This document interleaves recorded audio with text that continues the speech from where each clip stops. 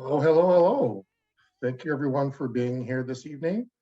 My name is Ray Camper. I'm the Director of Equity and Engagement here at Urban Homeworks, and I'd like to welcome you to the Urban Homeworks 2022 Housing Policy Forum, which is focused on the Bring It Home Minnesota legislation. Urban Homeworks has been a part of the Bring It Home campaign since 2001 when Lee Blons, the CEO of Beacon Interfaith Housing, met with our executive director, Asaiso Young, to talk about this vision that Beacon has been working on for a universal rent subsidy. As many of you here know, but some may not, Urban Homeworks serves 400 community members within the Twin Cities,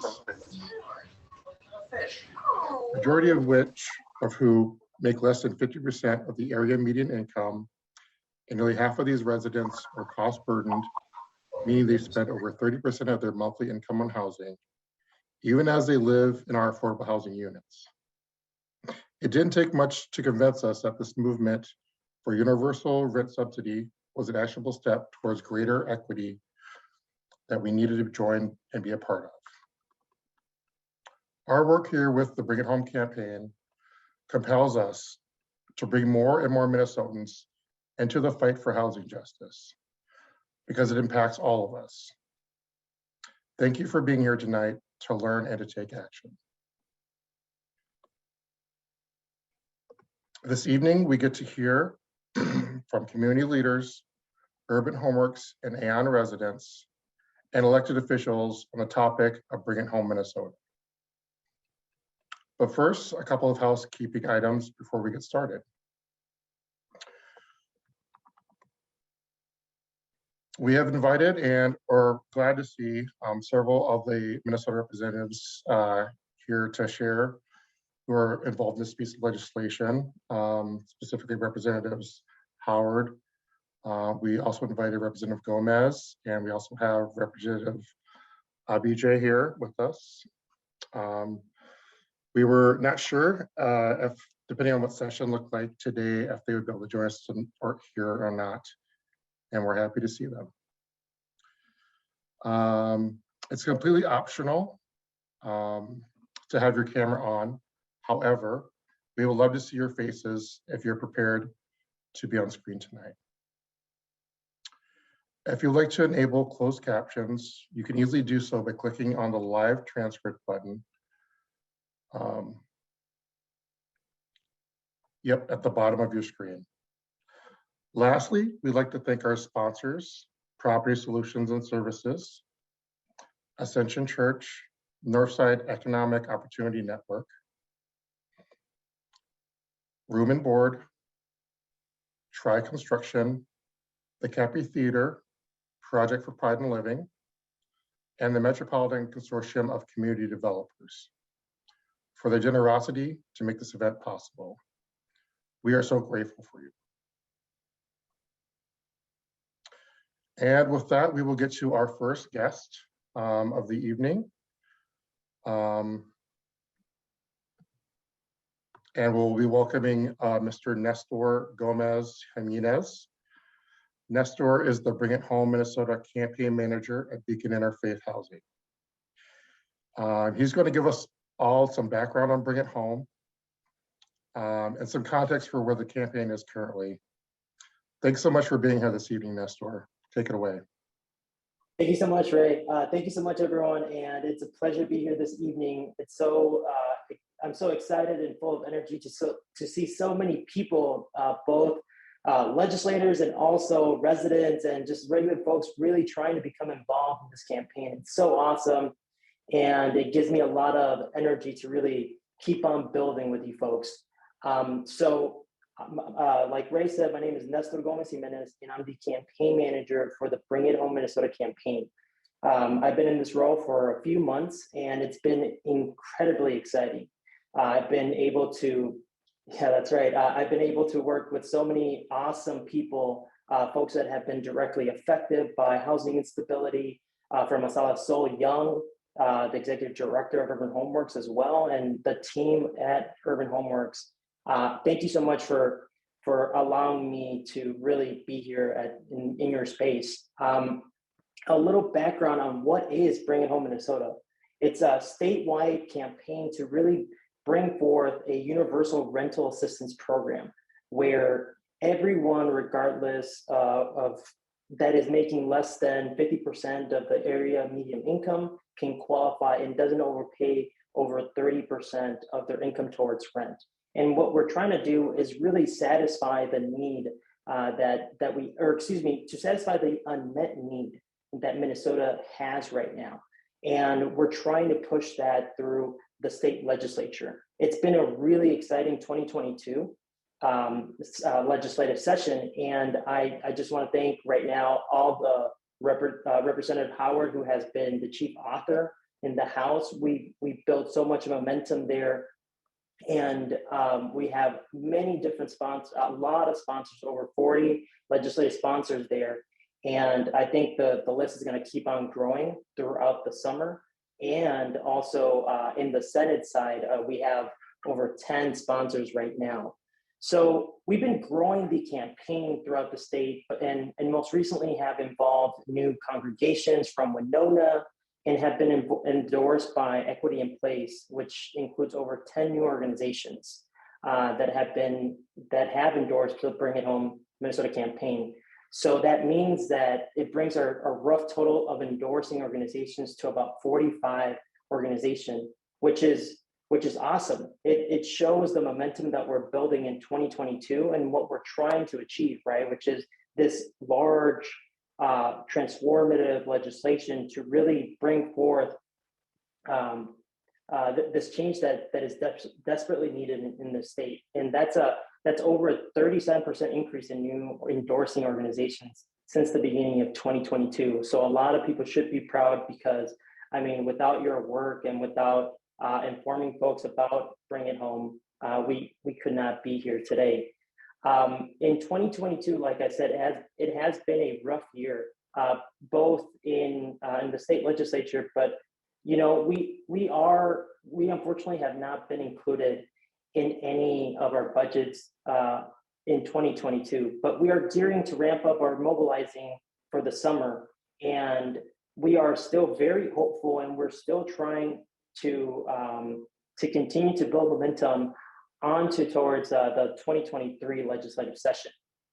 We knew that this was going to be a rough and tough battle, but we are committed to keep on going and to fight for a solution as big as the problem. And so because we understood this, and we understand that we have to form key relationships from both party lines, especially in top leadership, we organized a rally to energize our base last Tuesday, so 2 days ago.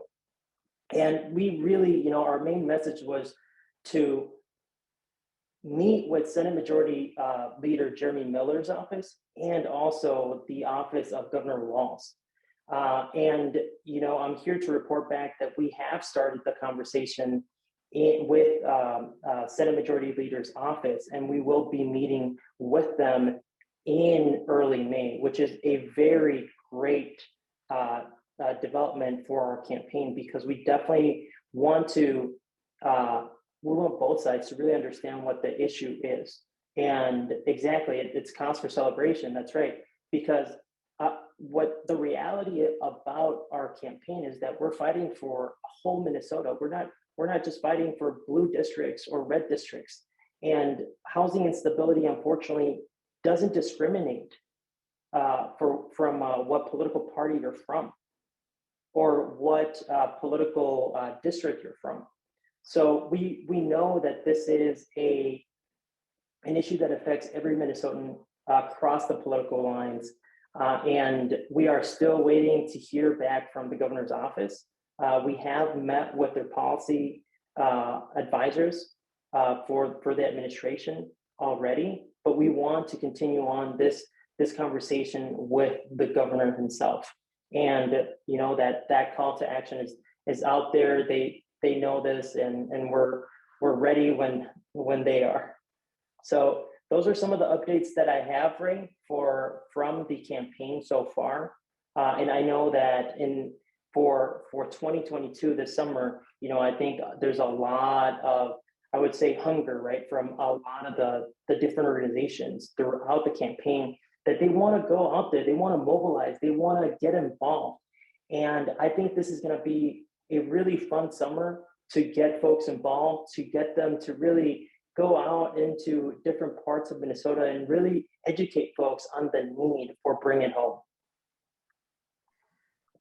Awesome. Thank you so much for that, Nestor. Just setting the scene, bringing us up to speed where we're at. Sounds like we have a lot of work ahead of us this summer, but I'm excited, and we at Urban Homeworks are excited to be partnered with you in Beacon in this important work. Thank you so much. Thank you. All right, so now we will be hearing from some resident testimonies. They're residents of Urban Homeworks as well as Aon, who will, in their own words, just kind of tell us, explain how impactful this legislation would be for them and their families. Up first, we'll be hearing from Jackie Martin, who's been an Urban Homeworks resident for 11 years.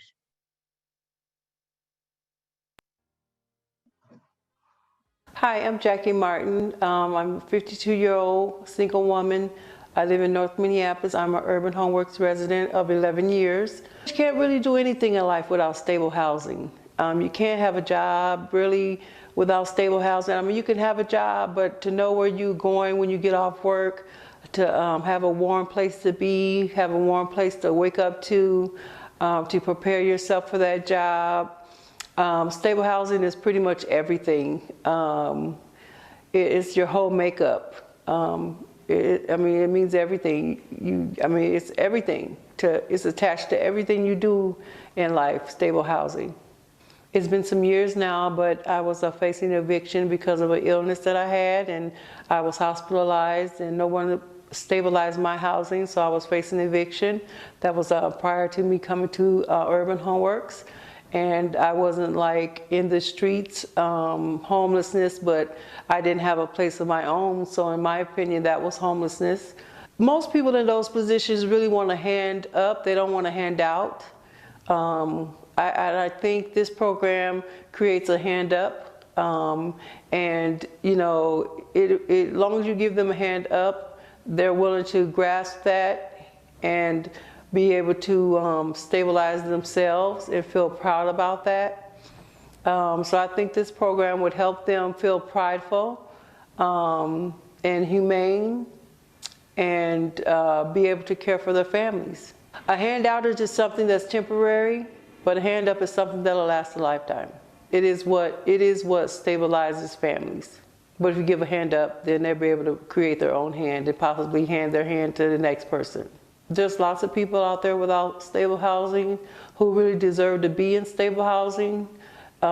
They just need a little bit of help, and this bill would help them create stable housing for their families and allow their children to grow up in stable houses where they can be able to go to school every day and come home to a nice warm home, because there's a lot of families hurting because they don't have stable housing, and this bill would create that for them. I know that not having stable housing can create a lot of problems for people's life, and problems that they don't necessarily put upon themselves or even want for themselves. I don't see it as such a hard thing for the Capitol or the legislators to provide for people, because it's just the passing of a bill that makes a world of a difference for our country, that needs something that, you know, could possibly change the trajectory of the world, you know, could really, really, really change it and, you know, make people more prideful and make them want to get out and get a job and to take care of their housing, to pay for their housing, you know, and really take care of themselves. If you have a heart and if you've ever felt the heart of someone who doesn't have stable housing, you would vote for the legislation on this vote. If you had that extra resource every month, what do you imagine you would be able to do? You know, I want to do something that I haven't done in years and I've always wanted to do, and that's probably go back to school. I kind of started out when I graduated from high school right out into the workforce, and I never had a chance to go back to school. And I think at this point in my life, I want to try to go back to school. I know I'm kind of an older student now, but I want to go back to school and maybe get my bachelor's degree or even my master to earn more money to live better. I've always had a passion for young people, so I probably would want to open up like a rec center or some place where kids can go and feel safe in an environment where they can share with their other friends, where they can get some classes like depression, anxiety, homelessness, you know, classes where that will help them through their lives as they're growing up in this world. If you and your family always knew that you didn't have to think about home, like home was always be there for you. Yeah. What do you think would have been different for you? I probably would have my youth center by now. That's always been a passion of mine. And it's very needed nowadays. And I feel kind of sad that I had not had it by now. But I think if I had not had to work to live and work to stabilize my housing, I think I would have been on a better path to my passion by now.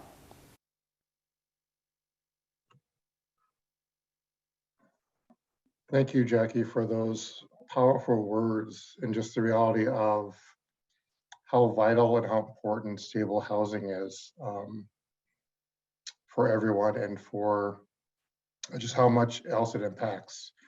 It impacts how much you need to work. It impacts if you can go back to school or not, because you need to make sure you have a roof over your head. And it also impacts dreams. It impacts where we want to go and where we want to serve the community, where we want to give resources and support for our youth, for other community members around important things. So we thank you for your words and for sharing. Our next speaker will be Joycelyn Holiday, who's been with Urban Homeworks for 4 years. My name is Joycelyn Holiday. I have been renting through Urban Homeworks this is my 4th year. And it's me and my baby. First started with me and my mom, but she went on about herself, and it's just me and my baby. I'm a paraprofessional, and I work with kids. My pay rate is $15, and it's just me and my son. I'm a single mother, and it's sometimes get hard with other bills, taking care of your son, making sure he has what he needs, and other household stuff. So if this bill passes, it'll definitely help a lot.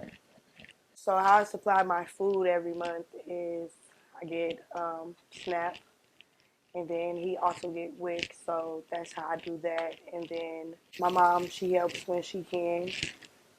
I'm working on towards getting me a car because I don't have no transportation. So. And what was it like to try to get your son around without a car? It's very hard. Uber and Lyfting every day to work, picking him up from daycare, it costs a lot. I say I spend like $60 a day just to getting to work, like picking him up. So this would definitely help a lot. How much money do you have per month just from what you make after you spend what you have to on rent and everything else and bills? I'll say about $250. Yeah. So like everything else that you need, like including Ubers and stuff, it's out of that $250. Yeah. Trying to make it to the next week, yeah, it's definitely real tight. Especially when you're a single mom, gotta make needs meet ends. What would you do with that money if you had that flexibility? Like every month, you have $500 extra. I probably will plan a trip for me and my son or something. Have you ever been able to go on a trip before with your son? Not yet. This will be his first trip. It's a lot of us that's out here. I wouldn't even just say women. It's a lot of single parents out here that will need that extra help, especially like since this pandemic, most people hasn't been able to get out and work how they want to. I just got back started with working. I was out of work for like 2 months. So Have you ever been out of home before? Out of a home? yes, I have before me and my mom moved here. We were homeless due to some other reasons of a landlord that wasn't keeping his properties up to par. So yeah, I definitely would not want to go back to that. And now that back then I didn't have a child. Now that I do, I just don't want him to have to experience something like that. Because it was like me and like 9 other people that were out of the home because of this landlord that didn't keep his properties up to par. Like the houses was so messed up that it wasn't safe for people to be staying in. So it's nothing like having your own. I can say that. It's not the same when you're staying with someone. Or some people like you wear your welcome out. Like when me and my mom was homeless, it would even be like some of our immediate family. Like we'll go stay with them, and some people like if you overstay, they get tired, you know. And like I said, it's like nothing like having your own space, you being able to do what you want, not feeling like you're walking on eggshells and stuff like that.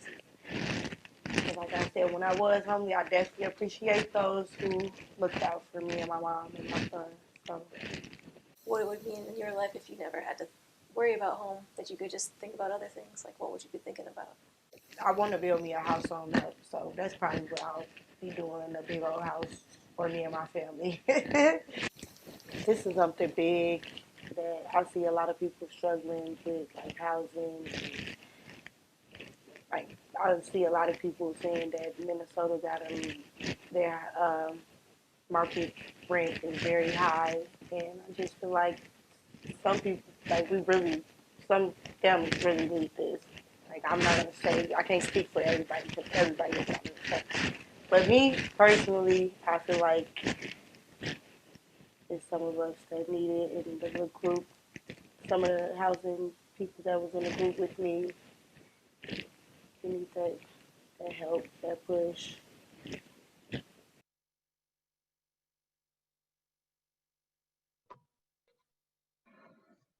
Thank you for those words, Joycelyn. Thank you for sharing just um, how expensive it is to get to and from work.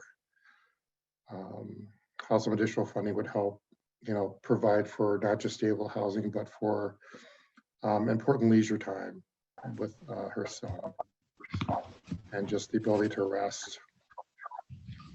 This legislation will provide so many households and families not just security in their housing, but also the ability to rest and recuperate. And I think we sometimes forget that, how important that is. So many of us take that for granted. But that's not as easy when you have multiple jobs and things are as expensive as they are. So we thank you for those words, speaking truth to the reality of things. So our next resident is going to be Ramon, Abdi, who's been a member of a resident with Urban Homeworks for a number of years now.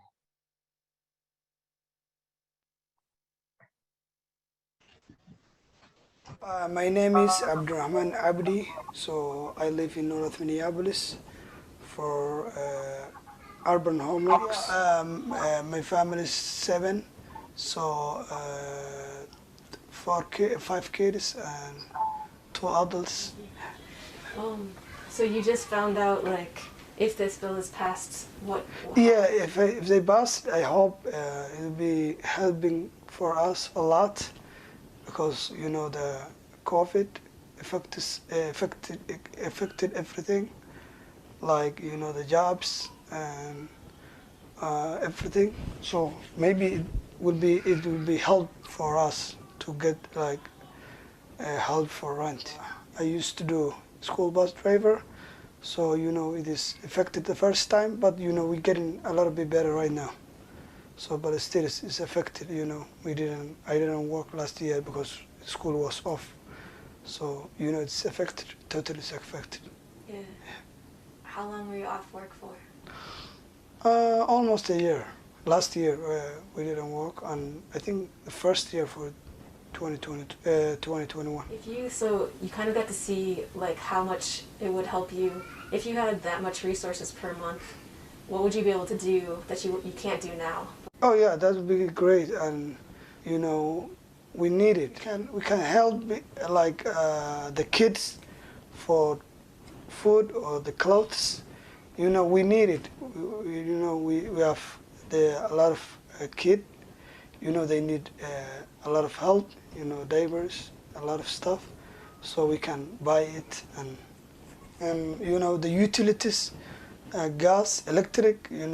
Sometimes it's gonna be tight.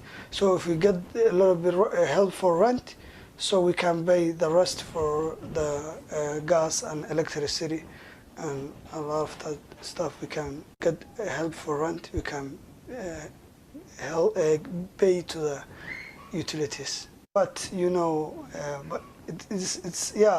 the life's gonna be hard. So still we can cover a little bit, but we need more. We need more still.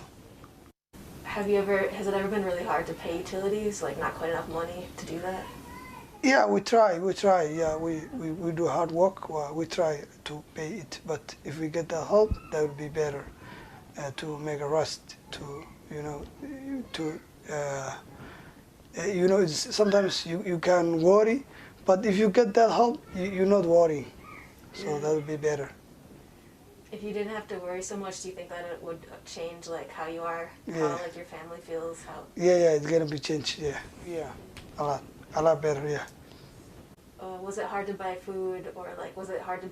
Yeah, we getting food stamps. Yeah, it's fine, but when you don't have a work, still. Yeah, it's still affected. If I was a legislator and I was trying to decide either to pass this bill or to spend the money on something else, what would you want me to know? Because it's helping a lot of people that they can't afford to pay rent like fully or correctly every month. They trying. What would you want to do if you had more time or more time to think about it? Relaxing, yeah. When was the last time you got to relax? Like felt like it was okay, you didn't have to worry? Yeah, not yet. Still working hard. Trying to work hard, yeah. But not relaxing yet. It's been a long time. Yeah.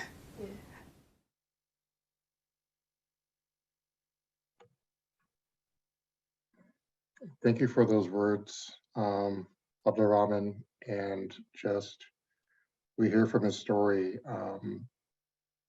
how a very precarious situation when you're already working hard to make ends meet, when you're already working hard to pay the rent, can be made even harder when you're unable to work and through no fault of your own. And this problem, this issue with rent being just out of some people's reach or barely able to maintain has been around for a very long time. And this legislation will go to some length to right some of that in some ways. There's still a lot more work to be done. But we acknowledge that, and that's why we're pushing and we're supporting this. And again, thank you for those words. Our next resident providing testimony will be Angela Avet. She's an Urban Homeworks resident of 8 years.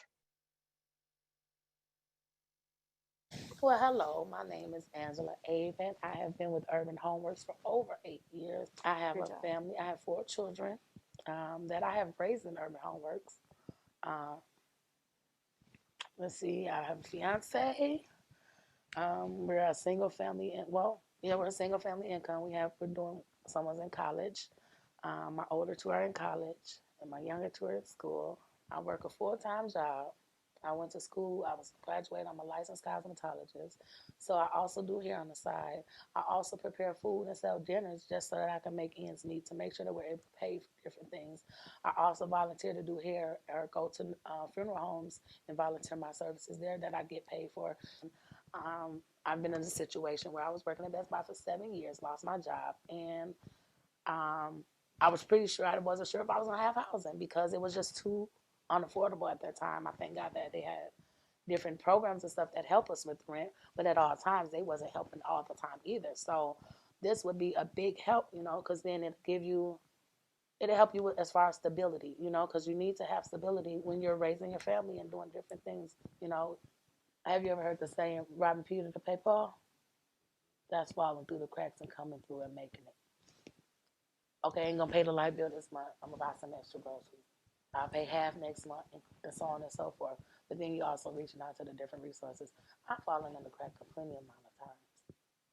To be honest, I'm going through right now. But I know that it's gonna change and it's gonna be something better because our legislator is gonna take a look at what we're going through and look at the numbers and not only just what we're saying out of our mouths, look at the actual data. Look at it. It's a cause and effect. You have to build a foundation. If your foundation is shaky, cracky, it's going to always be shaky, cracky all the way around, all the way starting all the way up from the parents to the children, to the education, to the learning, to the mental state, to the physical state. All of it is a cause and reaction to just having stability, to have a place that you can call home. Had COVID twice. Had it 2019 when they didn't even know what it was, and I was sick for a month and a half. Lost my job. Worked at Best Buy 7 years. Didn't know what I was going to do, how I was going to do it. If it wasn't for unemployment, that's how I made it. Food shelves, that's how I made it. Urban Homeworks offering those meals, that's how I made it. If I ain't got to worry about paying rent, or I know that it's affordable and I'm able to do it, that's going to leave up a lot of stress. Maybe going back to school, not worrying about having to work a full-time job and a part-time job, give you some time to have some open space so that you're able to better yourself, so that maybe you can even better the community. That's going to be where I'm able to focus, say, okay, y'all, we ain't got to do this. We can be able to do this. Give you outlets, be able to do different things and be able to see different things, because when you don't stress, that leaves your mind open. You have a clearer thought process. You're able to think and focus on different things. Now, if the only thing on your mind is, damn, when I'm paying my rent? Oh, how I'm going to get somebody to help pay my rent? Oh, damn, they deny me. Oh, my God, what I'm going to do? Oh, the kids got to get home. I got to feed my kids. I got to do. It's too much of a. Now, if you get, okay, well, they're going to pay this part. I got that. Okay, that's cool. All right, what y'all want for dinner? How was your day at school? Now your process and your thoughts are totally different because the focus is different. I love my community. I've lived in North Minneapolis 43 years. I've never seen it like this. Never. And I ain't going to leave it, but I just want it to be better. I want to break all these generational things that's going on in North Minneapolis because that's not North Minneapolis. I mean, it's sad because I've seen my mom struggle, her mom struggle. It's just been one big cycle, big turn. I want to stop the cycle. I want to be a part of the solution.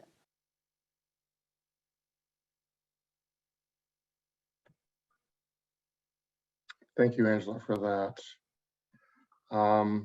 Being part of the solution, breaking generational curses, building a foundation so that you have space and capacity to not just take care of yourself, but take care of other people.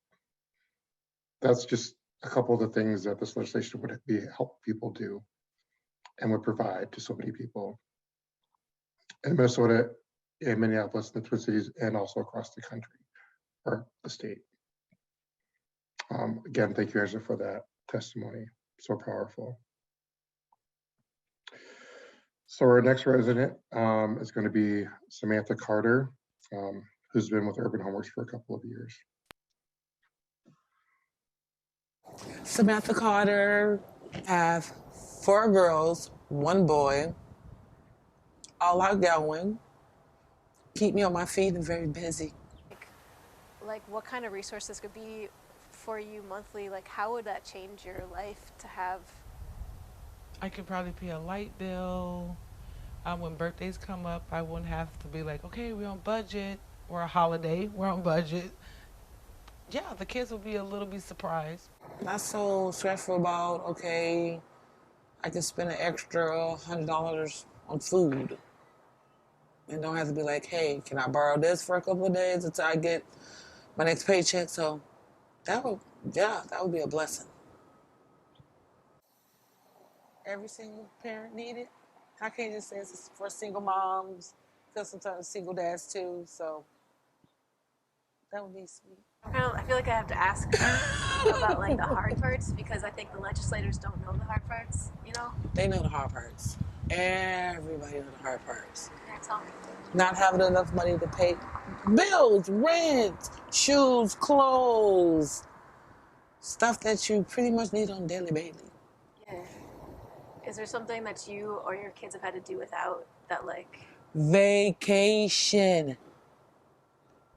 A good vacation. Never, but I need one. Because of the rent too high. Or I can't afford it. Or you can't afford to go to hotels. I don't know. Just can't afford it because you paid all the rent, pretty much. Have you ever been able to take a break, like kind of go and get No. yourself? No. None whatsoever. No type of nails. I do my own hair. So anything that, nope. Can't afford it. What's hard when you have to make every penny count, or like what would you be able to do? What would the difference be if you didn't have to like think about that for a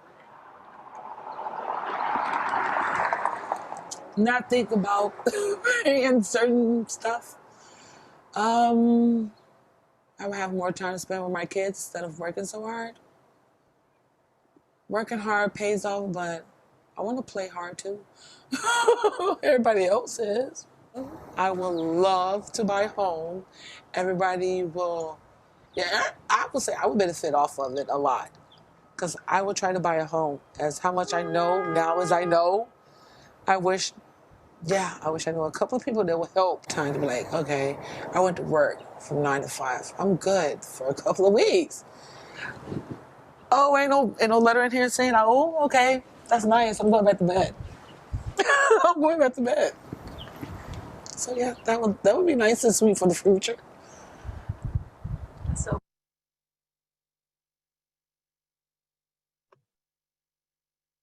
Thank you for that, Samantha. Being able to work a 9 to 5 and not worry about having to work additional jobs or additional hours to pay the rent.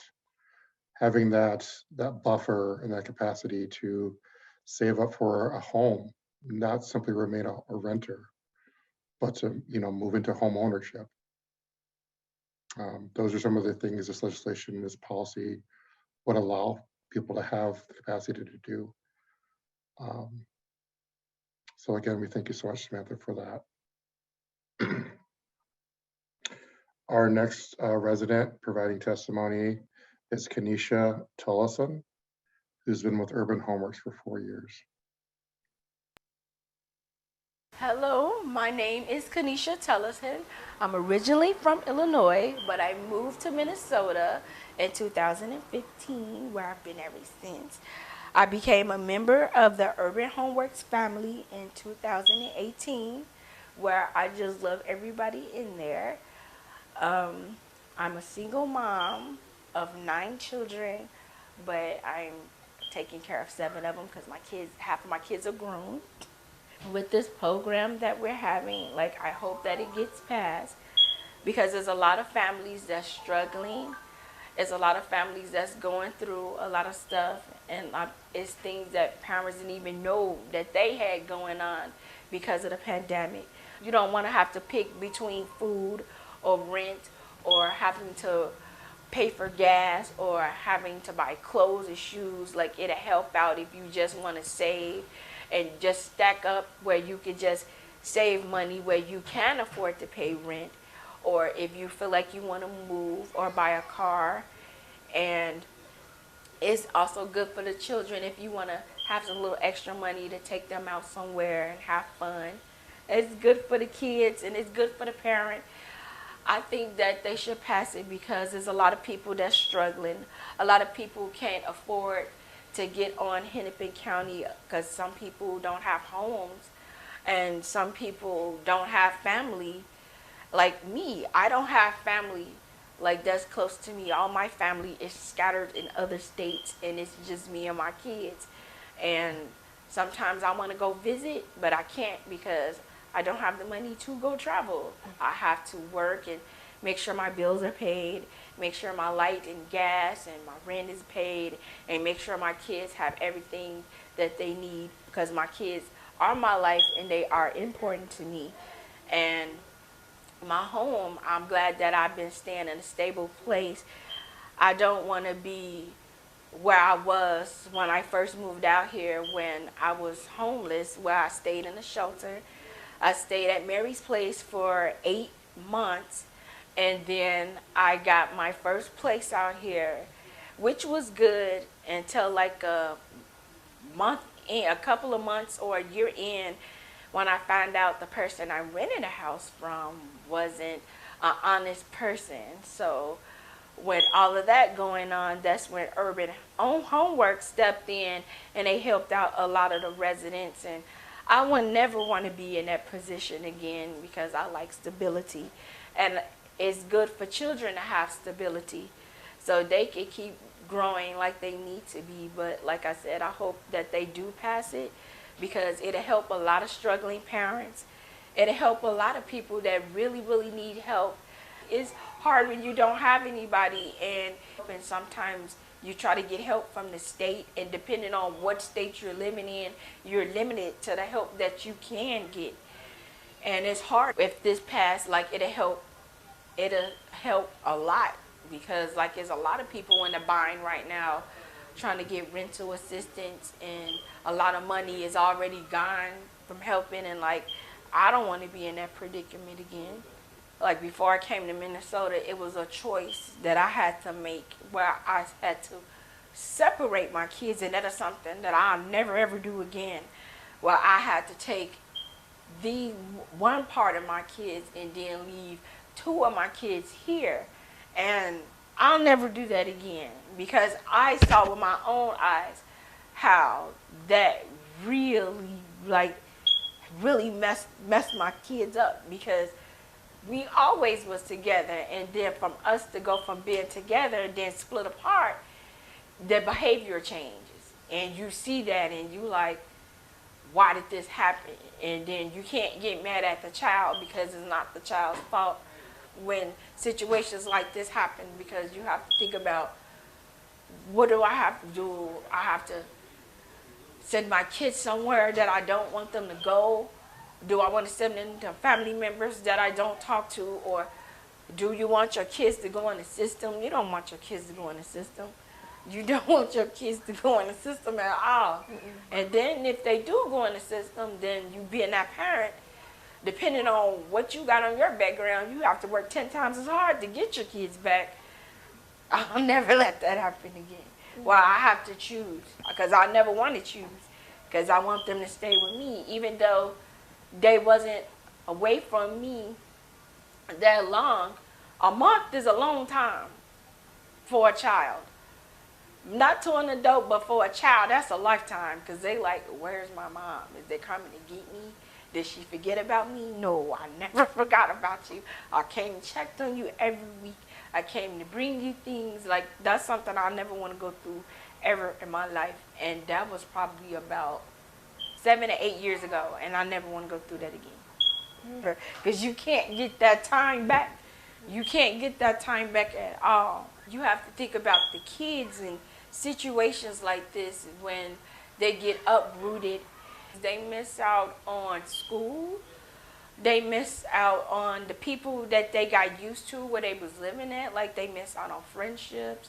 They miss out on just growing like they supposed to. Well, they gonna grow anyway, but they gonna miss out on having trust issues because they'll be like, once we get comfortable, then boom, this happens.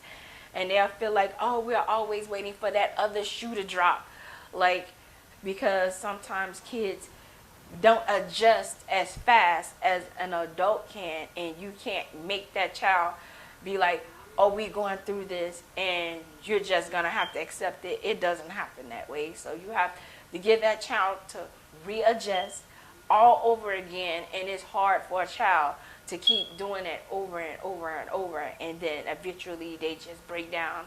Like, that's another reason why a lot of kids have the things that they're going through because of homelessness and being adjusted or moving here and moving there or not having stability. I think this would be the most important because, like, it'll help a lot of people from getting evicted, and then you won't have like a lot more people that's homeless, where they can actually like have people that have some type of stability.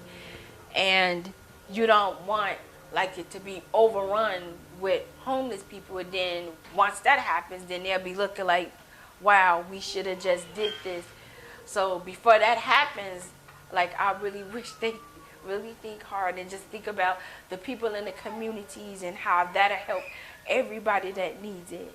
So like I said, I really hope that they do pass it.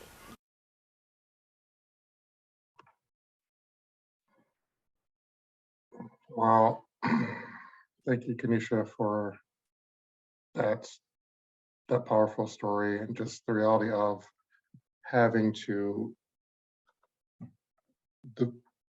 have your kids stay with somebody else just for the sake of housing. No parent ever wants to go through that or do that. And that's the reality that so many of us face and have to deal with, and people have to make hard choices about when they can't afford to pay the rent or have stable housing. And hopefully this legislation gives folks that stable housing that they need and that they're looking for, which you've heard from just about everyone so far about the need for stable housing, the need for time with family, the need for reconnection and rest. So we thank you again for that, Kenisha. We have a couple of more testimonies here. This next resident is actually an Aon resident, Linda Stage. My name is Linda Stage. I've lived here at Parkview Villa for 6 years. Before that, I was homeless. I'm on the resident council here. I do a lot of volunteer work here in the building, and am working hard to Bring It Home Minnesota passed. What would that mean for you? Like, what would you be able to do if that gets passed that you haven't been able to do so far? I could maybe get a car. I had to give up my car. Couldn't afford to keep my car, so I had to sell my car, and that was a big blow because I lost some of my independence and my mobility. So that would be a huge deal. Yeah.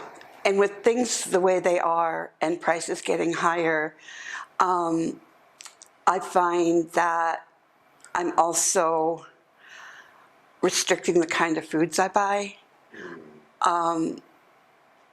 It's hard, and these aren't necessities, but it's hard to buy treats. Fruit is hard to get. It's so expensive. Protein is expensive. And it's just been difficult. I was in an abusive marriage, and when my husband left and took everything, I was homeless. When I knew I was going to be homeless, I must have called 50 places. Truly, I have the list back in the apartment. And it was a really, really hard time. And stable housing at that time would have made all the difference in the world. I could have dealt with what was going on with me. As it was, I was diagnosed with diabetes, and I had nowhere to put my insulin. What do you do with it when you're homeless? I was also on a drug called Humira for colitis, and that needs to be refrigerated. What do? You know, and I don't think people think about that, that it's not just not having a place for you, it's having a place for everything. Before the divorce, I have 2 grandsons that are 6 months apart, and they used to come and spend weeks and weeks with me in the summer. And we couldn't do that anymore. And that affected them too. And it was hard for everybody. So stable housing would have made a huge difference. And especially now after COVID and with all the inflation and everything, a lot of us, me too, are 1 paycheck away from losing our homes. And that's why it's important to have that help in place so people don't have to go through that. And it is stressful, even when you're living paycheck to paycheck. That's a stress people don't think about. Because, I mean, I can manage without a car, but there are people who can't. And what do? Do you not eat? Do you not get your meds? Do you get your car fixed? But we do have it in our power, especially now with the surplus, to fix it. If I was a voter and I was trying to decide what to vote on, where our resources would go, what would you want me to know about this bill? That I would want you to know that it could be you. That you may be stable now, but if something would happen and you'd lose your job or you'd not be able to work, you could go through your savings so quickly. So just remember, like I said, that there's no guarantee that it's not going to be you. And we need to take care of our own. Homeless people aren't lazy. Most homeless people did not make a choice to be homeless. They were forced to be homeless. And when you look at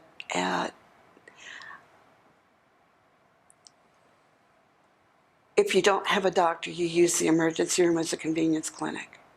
And the cost of that, the cost of kids not getting an education and being stuck in the welfare system for the rest of their lives. And you look at those costs and what they want and bring it home is a drop in the bucket compared to what homelessness is going to cost in the long run.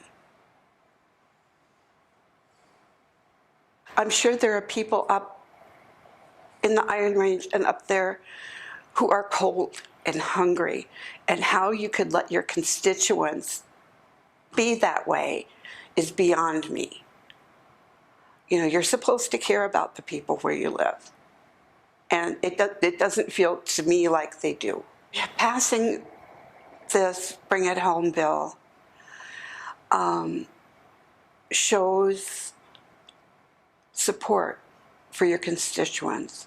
It shows you care about their lives, about how they're living, about the choices they have and the choices they can make.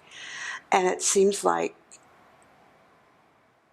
to me, you pass Bring It Home Minnesota, and you've got people on your side. And if you want to get reelected, these people are going to go to bat for you.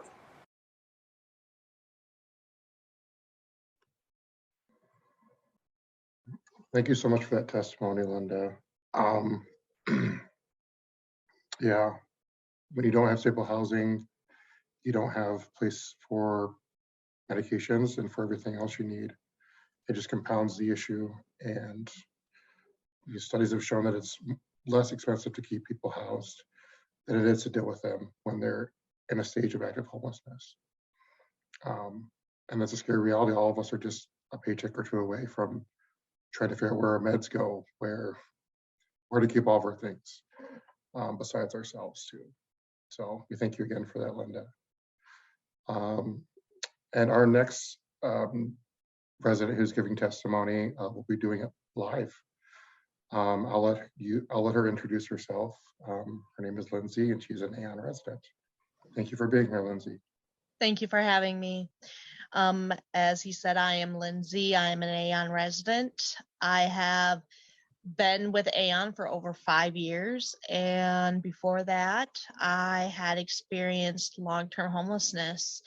As someone who served 8 years in the military, is a single mom, has struggled with their mental health, there is so many things I can go into today that I've gone through, but one of the main key points is that homelessness is the major factor in what has happened in my life, of what made the difference between whether I could be stable or unstable. I currently have my youngest son with me, and being a single mom is difficult. I have to pay my rent. I don't get SNAP because I make a little too much. And that little too much means I have to make choices of, do I put extra gas in my car, or do I buy food? Do I buy him some clothing that he needs for winter? Or do I make sure that he is fed that night? These are decisions that I have to make on a regular basis at this point. And a big part of that is based off the fact that I do have to pay for my rent. And I do have to look at the fact that I don't make all that much money, even as a store manager who supposedly makes a decent wage. I still have to make very hard decisions every single day, because the way that we are set up as a society is, if you make more than minimum wage, if you have any debt, they can come after you for that debt, and they can take everything down to minimum wage. And it doesn't matter sometimes to these creditors, or to even your company that you work for, that you might have medical assistance or assistance in other forms. But what ends up happening is then you are stuck being unable to choose, what do I pay for at this point? For me right now, I'm going through the process of just trying to make sure that we keep a roof over our head and are able to get to and from work, our appointments, things that we need to do day to day, and also afford to feed my son. And it's very difficult without stable housing. If I didn't have that at this point, I would not be able to think about keeping the job that I have, or be able to work what I work at this point. And that would even further exacerbate the issue. You can't build a career. You can't build a life worth living. You can't have goals when you don't even have a roof over your head. It doesn't work that way. And you can't be an effective parent to your children when you don't have a roof over your head, because how are you going to tell your kids, well, you need to pick up your room, or you need to pick up after yourself, or you need to take personal responsibility for your actions, when you can't even take responsibility for your own life? How can you even have a ground to stand on to look your kids in the eyes and say, you need to be responsible for you, you need to be responsible for what you do, and you need to take ownership and work hard for what you want in life? And how can you do that when you have nothing to show for the hard work that you do? So I think that at this point, passing this bill can help not only families like myself, but other families be able to have that stability, to allow people who end up as single parents due to abusive relationships, or for whatever reason, to be able to support their families to continue to move in the right direction. And I will say this, that not passing this bill states to your constituents that you don't care about us. You don't care about the people who don't make more than X amount of dollars. And when you say you don't care about us, then you don't care about our votes either. And with that, I do thank you for having us today.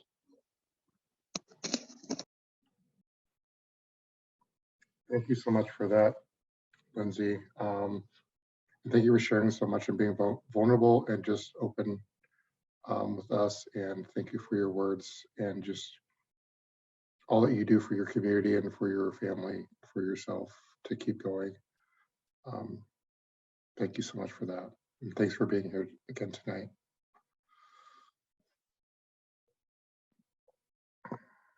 All right.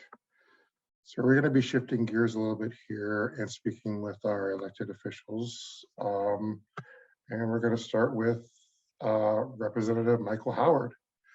Representative Howard represents District 50A and is the Assistant Majority Leader of the Minnesota House. He's also one of the co-authors for the Bring It Home legislation. Thank you so much for joining us this evening, Representative Howard. Thank you. And I want to thank Lindsay in particular for sharing her story. And just what I'm most struck by after the last hour is just how much I want every one of my colleagues to spend some time hearing from you. And I think that's when we get to sort of, where do we go from here together? That sort of organizing collective work to be sharing stories with legislators is what's going to help us continue to push the ball up the hill. And what I'm happy to answer questions and talk about specifics about the bill and legislative strategy, whatever we want to talk about. But I guess what I would share with folks is what brought me to this work and this bill is just the belief that whether we're talking about addressing our racial disparities in the classroom, economic disparities, health disparities, or economic competitiveness as a state, all roads lead back to home. I truly believe that the most important thing we can be doing is trying to build a state where everyone has safe, accessible, affordable place to live. And I believe this bill, the Bring It Home bill, there's not a single policy being discussed at the legislature that would do more to end homelessness and to create stable housing than this one. I mean, it's really a big, bold idea, but one that's actually elegant in its simplicity, because we're just trying to create a path in a state where folks can afford their rent. You know, right now in our state, 500,000 Minnesotans are cost burdened, meaning they're paying more than 30% of their income in housing costs. And for 200,000 Minnesotans, they're paying more than 50% of their income for their housing. And when you think about that number, just imagining what's left over then, if you have to miss a day of work to care for a kid, or to pay for groceries, or to pay for healthcare, it's just absolutely, and the trend line is getting worse. And so we just can't look away. And what I've appreciated so much about this bill and the folks that are organizing for it is it's putting a spotlight on our housing challenges throughout the state. And I think that's a big reason why the legislature is going to take a big step. I'm really hopeful we're going to take a big step forward this session and pass historic investments in housing. And we've got a lot of really, really important generational investments in housing in our bill, but that's still just kind of scratching the surface. It still doesn't allow us to sort of put the resources we need to, fully execute the vision of the Bring It Home bill, which is what we need to do in the long haul. And so I think I'll stop there because I want to create some time and space for us to have a dialogue and answer any questions. But I'm just really grateful to be here tonight with all of you and to be in this work together. Awesome. Thank you so much, Representative Howard. Up next, we're going to have Representative Esther Abijay. Representative Abijay represents District 59B, which covers a majority of North Minneapolis. Representative Abijay is the Vice Chair for the Rules and Legislative Administration Committee, and also sits on the Housing, Finance, and Policy Committee, amongst others. Thank you for joining us this evening, Representative. Could you please tell us a little bit about your involvement with Bring It Home? Definitely. Well, thank you so much for having me. Really appreciated the opportunity to hear from so many residents, and have always really appreciated working with the Bring It Home Coalition. I think that everyone has really said it best. that if you don't have a safe and stable place to live, that everything else kind of falls apart. So we're working really hard at the legislature to really make sure that our other colleagues fully understand that message and fully understand the work that we must be doing in order to make sure that people have safe and stable and dignified housing. So, you know, for me, working with the Bring It Home Coalition really just continues to live into many of the reasons why I decided to run for office, was making sure that we have a legal system and also the financial support necessary to keep people stably housed.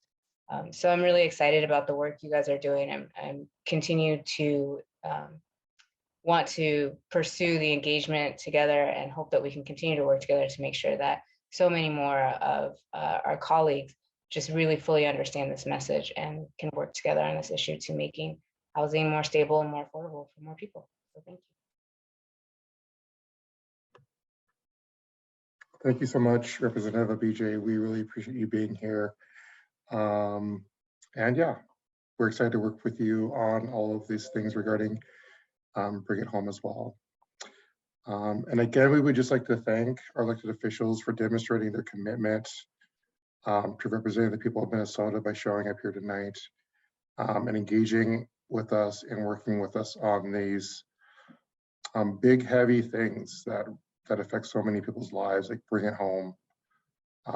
We are very grateful for you all being here, and we extremely grateful for your time. So up next on our agenda, we are rolling into the Q&A section. I'm just checking to see if we have any questions. So the first question looks like it's regarding how do rent vouchers work? And I'm open to put Representative Howard on the spot here to kind of explain a little bit about that if you're able to and willing to, Representative Howard.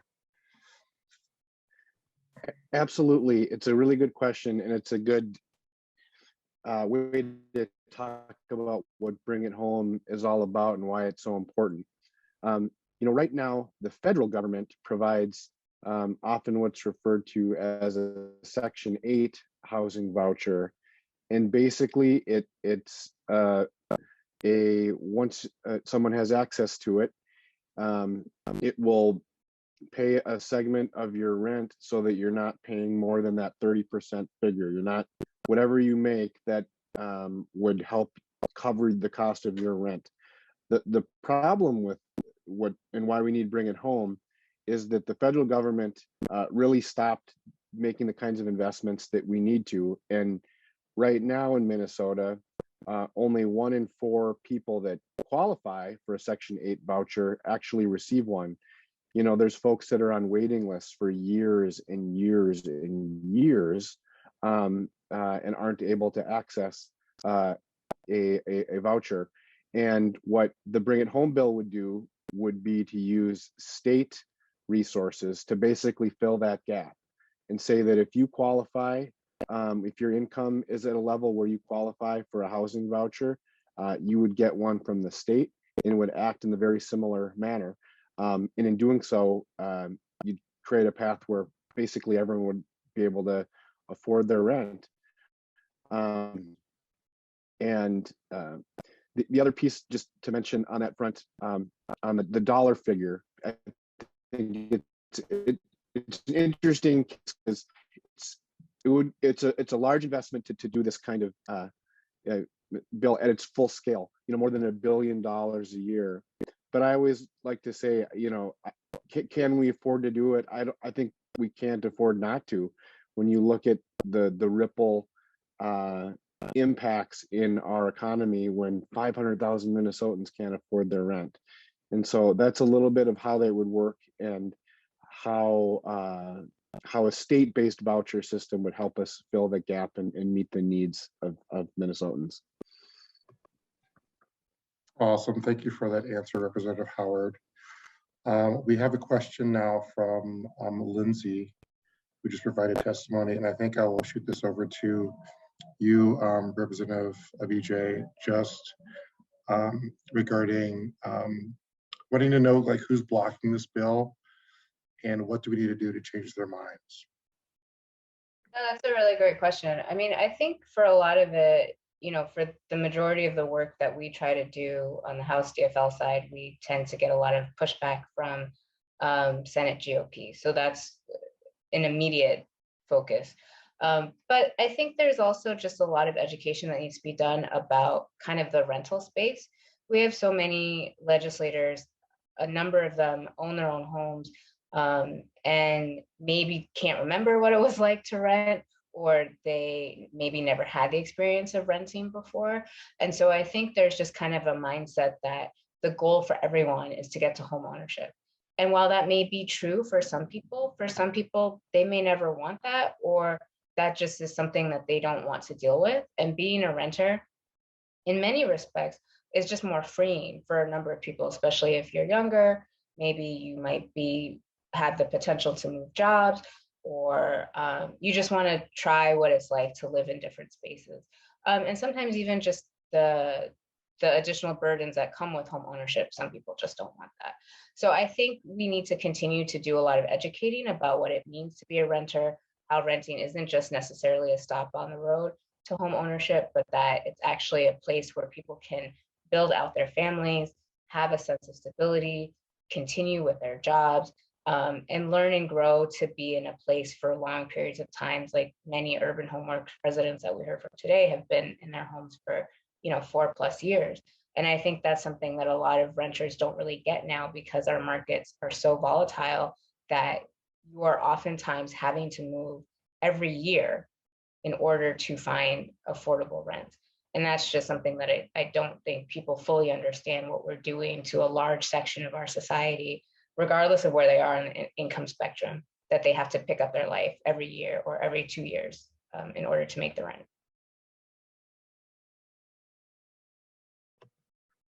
Awesome, thank you for that, Representative Abdi. We have one last and final question, and I'd like to hear, I guess, a minute or two from both of you regarding this. But the question is, how would Bring It Home Minnesota impact racial inequality?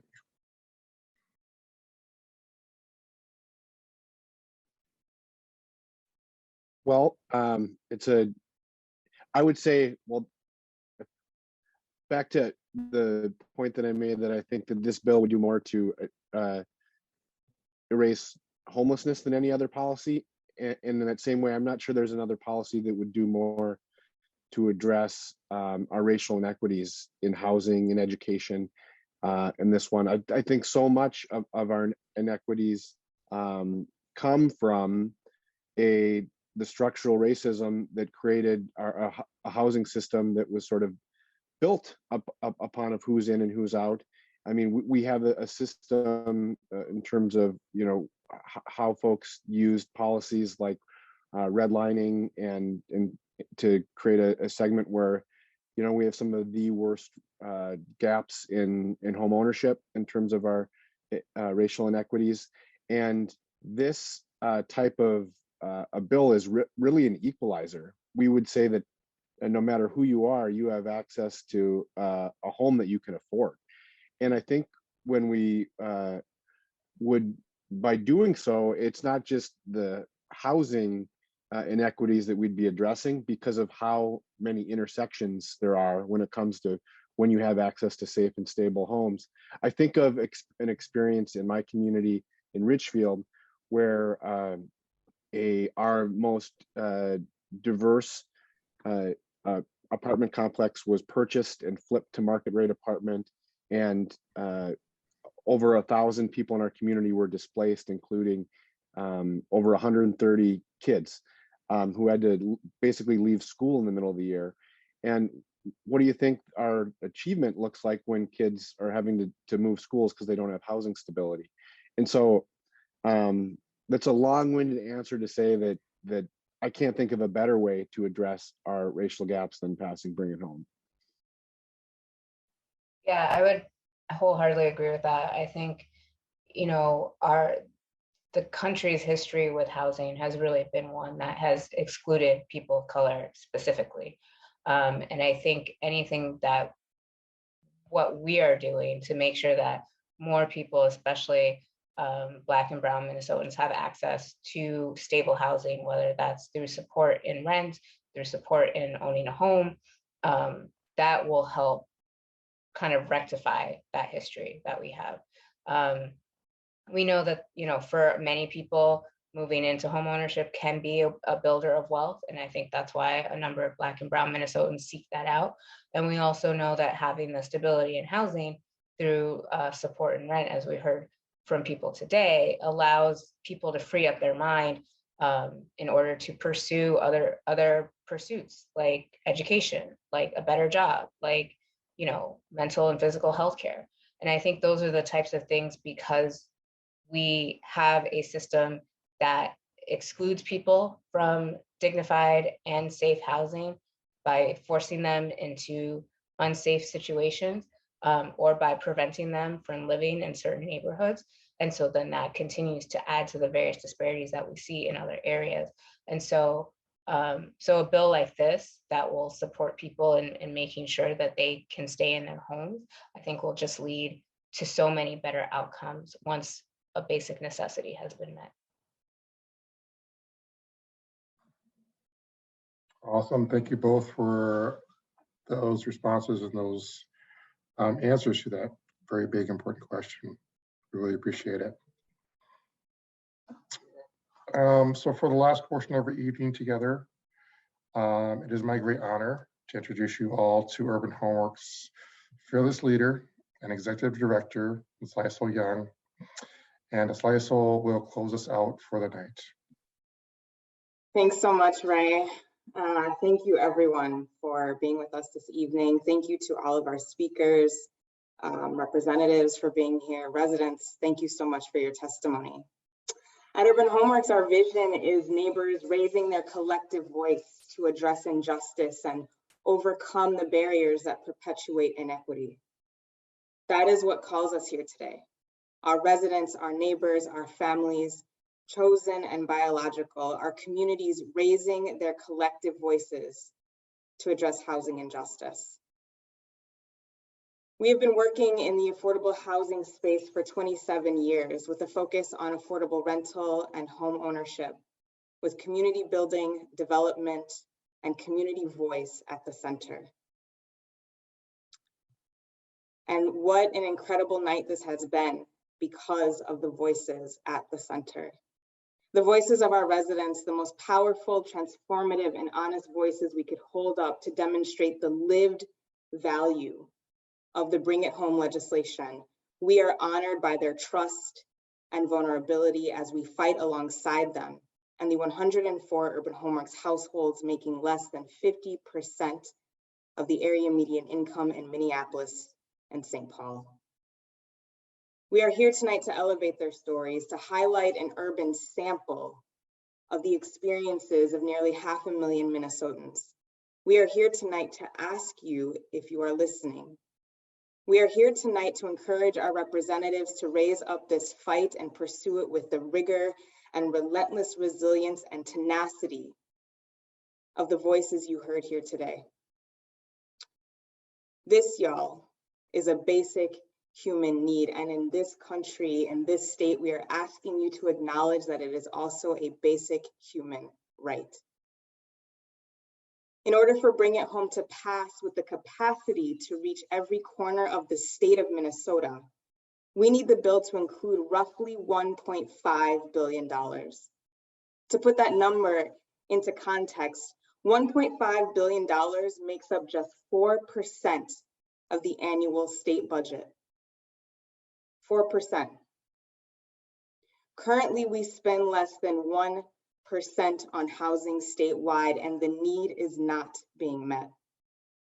As you've heard tonight, Bring It Home proposes to provide rent subsidies for any individual or family making less than 50% of the area median income, and currently paying more than 30% of their income on rent.